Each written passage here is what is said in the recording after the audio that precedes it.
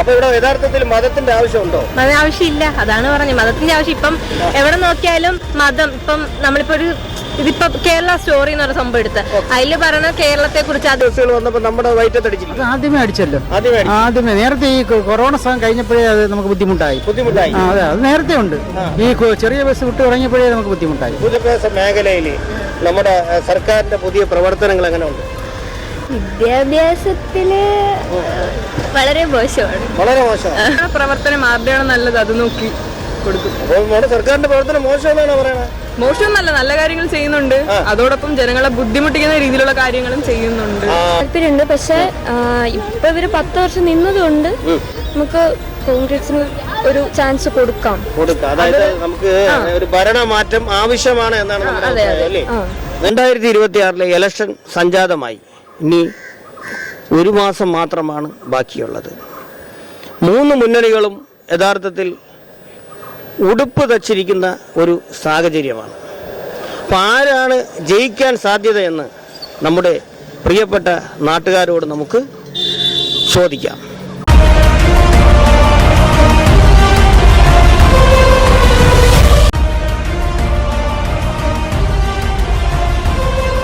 ജയിക്കുമെന്നാണ് അണ്ണന്റെ ഒരു പിടിയും ഇല്ല. എന്താ അങ്ങനെ പറയാൻ കാരണം? ഇപ്പൊ എനിക്ക് കൂടുതൽ രാഷ്ട്രീയമൊന്നും അത്ര പോരാ. അല്ല, എന്നാലും ആട്ടോ ഓടുന്ന ഒരാളാണല്ലോ. അപ്പൊ എന്നാലും കൂടുതൽ ചാൻസ് ആക്കാതിരിക്കാം. ചാൻസ് അങ്ങനെ LDF പറയുന്നത് 100 സീറ്റ് കിട്ടുമെന്ന് പറയുന്നുണ്ട്. അതോടൊപ്പം തന്നെ ആകെ 140 ഉള്ളൂ. കോൺഗ്രസ് നമ്മളെ VD സതീശൻ അദ്ദേഹം പറയുന്നുണ്ട് 120 കിട്ടുമെന്ന്. BJP പറയുന്നുണ്ട് ഇപ്പം കോർപ്പറേഷൻ ഭരണം കിട്ടിയതുകൊണ്ട് അവരായിരിക്കും ഭരിക്കുന്നത്. ആരാ എന്നാലും ഒരു അഭിപ്രായം എന്ന് പറയും. എനിക്കത്ര കറക്റ്റ് പറയാൻ പറ്റുന്നില്ല. ഒന്നും പറയാൻ പറ്റുന്നില്ല. എങ്ങനെയുണ്ട് വോട്ട്? നിങ്ങളുടെ ഈ ആട്ടോ ബില്ലിനെ സംബന്ധിച്ച് സർക്കാരിന്റെ രീതി ഓട്ടം കുറവാണ് ഇപ്പം. അതിന് ഓട്ടം കുറയാനുള്ള കാരണം എന്താ? അത് ഇപ്പൊ യൂബർ അങ്ങനെയുള്ളതൊക്കെ ഉണ്ട്, പിന്നെ ബസ്സൊക്കെ ഒരുപാടുണ്ട്. അതൊക്കെ കൊണ്ടാണ് ഇപ്പൊ ഓട്ടം കുറയുന്നത്. അപ്പൊ അതോടൊപ്പം തന്നെ ഈ നമ്മുടെ ഈ തിരുവനന്തപുരത്ത് മേയറായിട്ട് VV രാജേഷ് കയറിയല്ലോ. ആ കയറിയതിനു ശേഷം ഒരുപാട് ചെറിയ ചെറിയ റൂട്ടുകളിൽ ബസ് സർവീസ് തുടങ്ങി. അപ്പൊ അത് നിങ്ങൾക്ക് എങ്ങനെയാണത്? അത് എനിക്ക് ഞങ്ങളുടെ സിറ്റി അങ്ങോട്ടാണ് കൂടുതൽ, വട്ടിയൂർക്കാവ് സൈഡിലേക്കാണ് തുടങ്ങി തോന്നുന്നത്. ഇവിടെ നേരത്തെ ഉള്ളതുകൊണ്ട് നമുക്ക് ഇപ്പൊ അതിന്റെ കൂടെ അങ്ങ് ആയിപ്പോയി. എന്നാലും അത് ഇറങ്ങിയതിന് ശേഷം നമ്മുടെ ഓട്ടങ്ങൾ ഒരുപാട് കുറഞ്ഞു അല്ലേ? അത് ആ പ്രദേശത്തുള്ളവർക്ക് അറിയാൻ പറ്റുള്ളൂ. ഞങ്ങൾ അങ്ങോട്ടല്ലല്ലോ, നമ്മൾ സിറ്റിക്കകത്തായാലും. സിറ്റിക്കകത്തെ കാര്യം പറയുമ്പോഴത്തേക്ക് ചെറിയ ചെറിയ കുട്ടി ബസ്സുകൾ വന്നപ്പോൾ നമ്മുടെ വയറ്റത്തടിച്ചില്ല. അത് ആദ്യമേ അടിച്ചല്ലോ, ആദ്യമേ. നേരത്തെ ഈ കൊറോണ സമയം കഴിഞ്ഞപ്പോഴേ അത് നമുക്ക് ബുദ്ധിമുട്ടായി. അതെ, അത് നേരത്തെ ഉണ്ട്. ഈ ചെറിയ ബസ് വിട്ട് തുടങ്ങിയപ്പോഴേ നമുക്ക് ബുദ്ധിമുട്ടായി. ഇപ്പോഴല്ല, നേരത്തെ ഉണ്ട്. ഊബർ ടാക്സി വന്നതിന് ശേഷമുള്ള കാര്യങ്ങൾ അത് ബുദ്ധിമുട്ടാണ്. ഓട്ടം കുറഞ്ഞു, വളരെ കുറഞ്ഞു. പഴയതുപോലെ അല്ല ഇപ്പൊ. അല്ല, സാധാരണ ഈ ഒരു ആട്ടോ ഓടിച്ചാൽ ഒരു കുടുംബം കറക്റ്റ് നല്ലതുപോലെ കഴിഞ്ഞു പോകുന്നുണ്ടോ?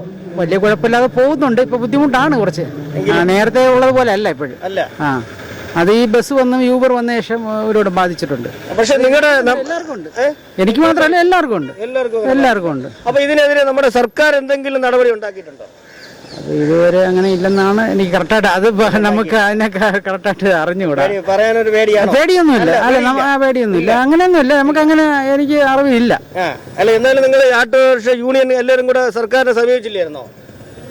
ഞാൻ യൂണിയൻ ഇല്ല, അതുകൊണ്ടാണ് എനിക്ക് അതിനെ കുറിച്ച് അറിയത്തില്ല. അതാണ് സംഭവം. യൂണിയൻ ഇല്ല ഞാൻ. എന്തായാലും ചെറിയ ബസ്സുകൾ വന്ന് നമ്മൾ നല്ല രീതിയിൽ നമ്മുടെ വയറ്റത്തടിച്ചു. ചെറിയ ബസ് ഓട്ടോയ്ക്ക് നല്ല ബാധിച്ചിട്ടുണ്ട്.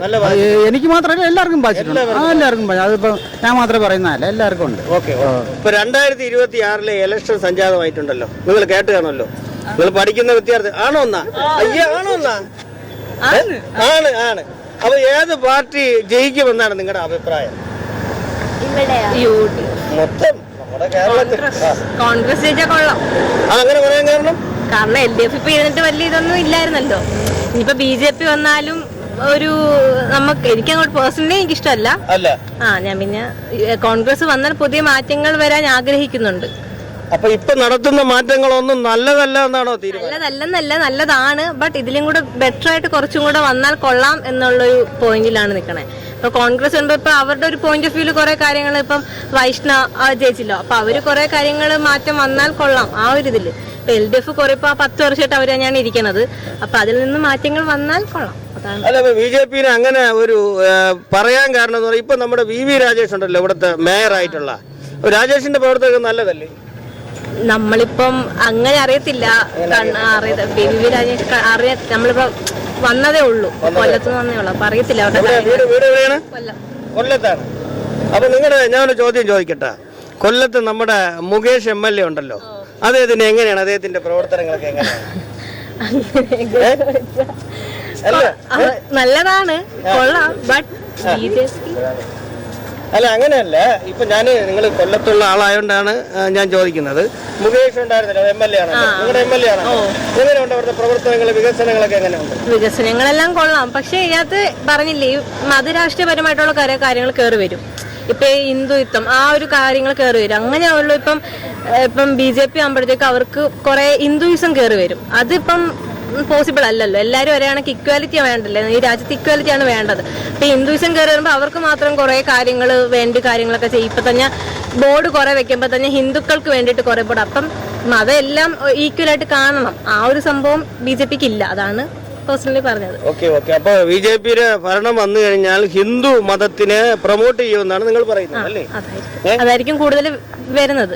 അപ്പൊ നമ്മുടെ പുതുതലമുറയ്ക്ക് ഇഷ്ടമെന്ന് പറഞ്ഞാൽ എല്ലാവരും ഒരേപോലെയാണ്. വേറെ ചോദ്യം ഞാൻ ചോദിക്കട്ടെ. നമ്മൾ തിരുവനന്തപുരം മെഡിക്കൽ കോളേജിൽ പോവുകയാണ്. അപ്പൊ അവിടെ നമുക്ക് ബ്ലഡ് ആവശ്യമുണ്ട്. അവിടെ ഹിന്ദു എന്നോ മുസ്ലിം എന്നോ ക്രിസ്ത്യാനി എന്നോ അവിടെ നോക്കുന്നില്ല. അപ്പൊ ഇവിടെ യഥാർത്ഥത്തിൽ മതത്തിന്റെ ആവശ്യമുണ്ടോ? ആവശ്യമില്ല. അതാണ് പറഞ്ഞത്, മതത്തിന്റെ ആവശ്യം. ഇപ്പം എവിടെ നോക്കിയാലും മതം. ഇപ്പം നമ്മളിപ്പോ ഇതിപ്പോ കേരള സ്റ്റോറി എന്ന് പറഞ്ഞ സംഭവം എടുത്ത് അതില് പറയണ കേരളത്തെ കുറിച്ച്. അതിപ്പം ഇപ്പൊ BJP സംഘികൾ പറയണെന്ന് വെച്ചാല് നമ്മുടെ LDF ആ ഒരു സംഭവം, ആ ഒരു ഇതുണ്ട്, റൂമർ ഉണ്ട്. അപ്പൊ അതെല്ലാം BJPയുടെ ആ ഒരു ഇതിലാണെന്നാണ്. വ്യക്തിപരമായിട്ട് എനിക്ക് BJPയോടൊരു, ഞാൻ ഒരു പാർട്ടിയെ യോജിക്കുന്നില്ല. ബട്ട് എങ്കിലും UDF കുറച്ചും കൂടെ വന്നാൽ കൊള്ളാമായിരുന്നു എന്ന് തോന്നലുണ്ട്. LDF ഇപ്പൊ 10 വർഷമായിട്ട് ഇരിക്കുന്നുണ്ട്. അവരുടെ കാര്യങ്ങളെല്ലാം നമ്മൾ കണ്ടുവരുന്നുണ്ട്. BJP പിന്നെ നമുക്കറിയാം ഹിന്ദുയിസം കൂടുതൽ ഉണ്ടായതുകൊണ്ടാണ് ഞാൻ പ്രൊമോട്ട് ചെയ്യാത്തത്. അത് യഥാർത്ഥത്തിൽ പുതുതലമുറയായ നിങ്ങളിപ്പോ പുതുതലമുറയാണ്. അപ്പൊ നിങ്ങൾക്ക് ഇഷ്ടമെന്ന് പറഞ്ഞാല് ഇവിടെ നമുക്ക് ജാതിയെ വേണ്ടെന്നാണ്. ജാതിയെ വേണ്ട. പിന്നെ ഇപ്പം SC അവർക്കൊക്കെ കുറെ കാര്യങ്ങൾ പ്രൊമോട്ട് ചെയ്തിട്ടുണ്ടല്ലോ. ഇപ്പൊ PSC ആയാലും അതൊക്കെ ഓക്കെ. ബട്ട് അല്ലാതെ ഇപ്പൊ ഹിന്ദുവിൽ തന്നെ അവർക്ക് കുറെ കാര്യങ്ങളുണ്ട്. ഇപ്പം ഹിന്ദു, ക്രിസ്ത്യൻ, മുസ്ലിം അതൊന്നും വേണ്ട. മീൻസ് എല്ലാരും ഈക്വൽ ആയിട്ട് കാണാൻ, എല്ലാരും ഒരേ കണക്ക് പോവുക, ആ ഒരു സംഭവം മാത്രം മതി. ഇപ്പൊ അമ്പലത്തിലായാലും ചില അമ്പലങ്ങളിൽ കയറണ്ട, ഓക്കെ, അത് അവരുടെ റൂൾസ് ആയിരിക്കും. പക്ഷെ ചിലവർക്ക് ആഗ്രഹം കാണും. ഇപ്പൊ ക്രിസ്ത്യൻസിന് അമ്പലത്തിൽ കയറി തൊഴാൻ ഒരു ഇത് കാണും. പക്ഷെ ഇവരൊക്കെ കാരണം അവർക്കൊരു പേടിയാണ്. ഇപ്പൊ ദൈവം എന്ന് പറയുന്നത് എല്ലാവർക്കും ഒരേ കണക്കാണ്, അല്ലാതെ ഹിന്ദുക്കൾക്ക് മാത്രമേ ദൈവമുള്ളൂ, അങ്ങനെ ഒരു സംഭവം ഇല്ല. ഇപ്പൊ BJPക്കാർ വരുവാണെങ്കിൽ ആ ഒരു സംഭവം പ്രൊമോട്ട് കൂടുതലായിരിക്കും. അതാണ് ഞാൻ ഉദ്ദേശിക്കുന്നത്. ഓക്കെ. എന്തായാലും 2026 ഇലക്ഷനിൽ ഒരു വോട്ട് എന്തായാലും കോൺഗ്രസിന് തന്നെ കൊടുക്കുമെന്നാണോ? വ്യക്തിപരമായിട്ട് ആൾക്കാരെ അറിയാമെങ്കിൽ അവർക്ക് അത് കൊടുക്കും. LDF ആയിരിക്കും എനിക്ക് പേഴ്സണലി അറിയാൻ പറ്റുന്ന അത് കൊടുക്കും. ഓക്കെ. അപ്പൊ നിങ്ങളുടെ അഭിപ്രായം എന്താണ്? വോട്ടില്ല. വോട്ട് ഉണ്ടെങ്കിൽ ആ കൊടുക്കും. വോട്ടില്ല, ശരി. വോട്ട് ഉണ്ടെങ്കിൽ ഇനി അടുത്ത വർഷം വോട്ട് കാണുമല്ലോ. എത്ര വയസ്സായി? 18ആയി. വോട്ടില്ല. വോട്ടർ ഐഡിയിൽ ഇനി കൊടുക്കണം. ഓക്കെ. അപ്പൊ വോട്ട് കിട്ടിക്കഴിഞ്ഞാൽ എന്നാൽ ഇവിടുത്തെ ഈ ഒരു കോമൺ ആയിട്ടുള്ള കാര്യങ്ങൾ നോക്കിയിട്ട് ആർക്കായിരിക്കും വോട്ട് കൊടുക്കാൻ ചാൻസ്? അത് പ്രൈവസിയാണ്. തന്നല്ലേ? പറയൂല. ഓക്കെ. എന്നാലും പോട്ടെ. നമ്മുടെ ഒരു ചോദ്യം, നിങ്ങളുടെ വിദ്യാഭ്യാസ മേഖലയിൽ നമ്മുടെ സർക്കാരിന്റെ പുതിയ പ്രവർത്തനങ്ങൾ എങ്ങനെയുണ്ട്? വിദ്യാഭ്യാസത്തില് വളരെ മോശമാണ്. അപ്പൊ അതേപോലെ തന്നെ ഞാനൊരു ചെറിയൊരു ചോദ്യം ചോദിക്കട്ടെ. കുസൃതിയാണ് എങ്കിലും അത് ഇത്തിരി കുഴപ്പമാണ്. ഒരു സ്ത്രീയുടെ, ഒരു അമ്മയുടെ വയറ്റിൽ കത്രിക ഇരുന്നല്ലോ. അപ്പൊ ആ കത്രിക ഇരുന്നത് ഡോക്ടർ പറഞ്ഞു ആ കത്രിക എത്ര വർഷം ഇരുന്നാലും കുഴപ്പമില്ല എന്ന് പറയുന്നത് ശരിയാണ് യഥാർത്ഥത്തിൽ? എന്താണ്?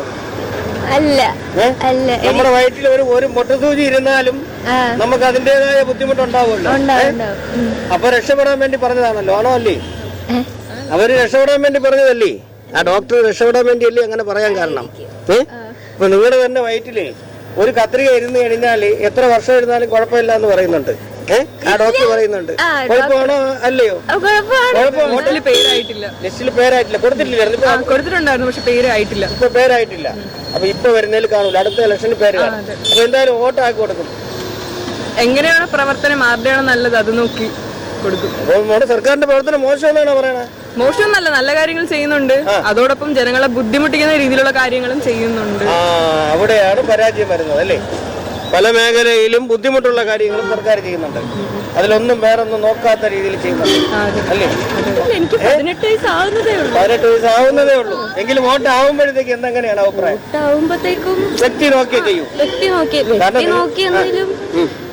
കമ്മ്യൂണിസ്റ്റ് താല്പര്യമുണ്ട്. പക്ഷെ ഇപ്പൊ ഇവര് 10 വർഷം നിന്നതുകൊണ്ട് നമുക്ക് കോൺഗ്രസിന് ഒരു ചാൻസ് കൊടുക്കാം. അതായത് നമുക്ക് ഒരു ഭരണമാറ്റം ആവശ്യമാണ് എന്നാണ് നമ്മുടെ അഭിപ്രായം, അല്ലേ? കൊടുത്തു കഴിഞ്ഞാൽ അവരുടെ പ്രവൃത്തി എങ്ങനെയാ എന്നൊക്കെ നോക്കാലോ. പിന്നെ ബിജെപിയുടെ കാര്യം പറയുകയാണെങ്കിൽ അവള് പറഞ്ഞ പോലെ തന്നെ പാർഷ്യാലിറ്റി വരാനുള്ള ചാൻസ്. നിങ്ങൾ തിരുവനന്തപുരം ജില്ലക്കാരൻ? അല്ല, ഞാൻ ഇടുക്കിയാണ്. അപ്പൊ ഏകദേശം എല്ലാ ജില്ലയിലെ ആൾക്കാരും ഉണ്ട് ഇതിലല്ലേ? Okay okay. എന്തായാലും കോൺഗ്രസിന് അവസരം കൊടുക്കാന്നാണ് പറയുന്നത്. കൊടുത്തു നോക്കാം. നിങ്ങൾ അവിടെ ജാഥയൊക്കെ നടന്നുകൊണ്ടിരിക്കുകയാണ് വി ഡി സതീശന്റെ ഇടുക്കി? അതെ അതെ. ഓക്കെ.